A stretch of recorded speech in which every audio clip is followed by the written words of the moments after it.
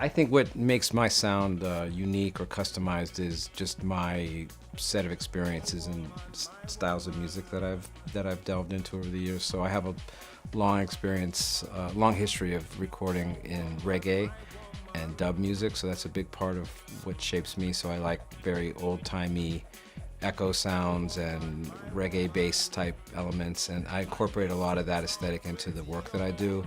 Even if it's a hip-hop beat, it'll end up being a little bit dubby or murky sounding. I tend to go for those kind of sounds. So I think the music I make doesn't sound like anybody else. Although if I'm working for a client, they may be going for something very specific, and in that case, it's not a matter of putting my personality into it. It's trying to find their personality.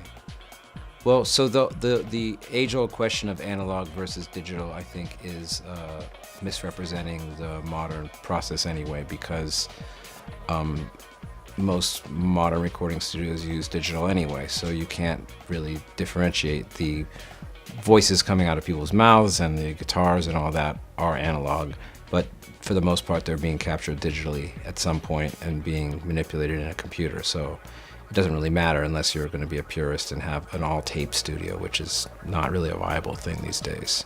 So the Tough Sound Apprenticeship Program is a new effort that we just started. It just started this month, so February of 2016.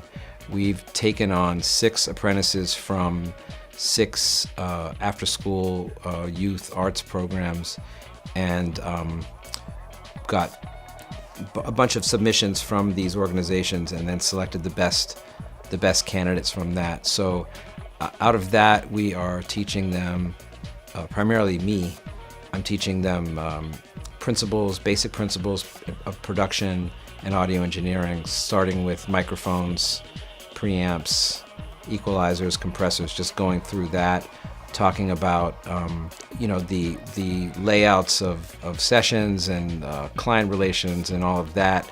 A lot of these kids are between, youngest is 17, oldest is 23, but they're all producers in their own rights. They all do some form of audio engineering. They all have some sort of access to software.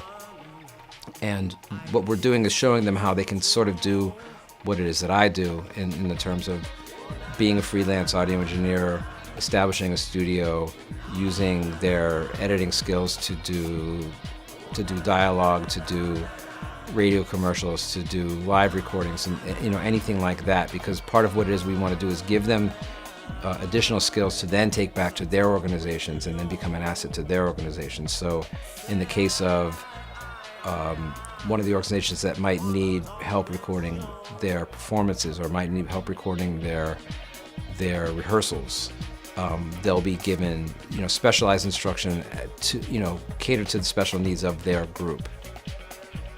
So it's a 4-month intensive. Classes are very small. Classes are just 2, and then we basically just do all hands-on instructions with everything.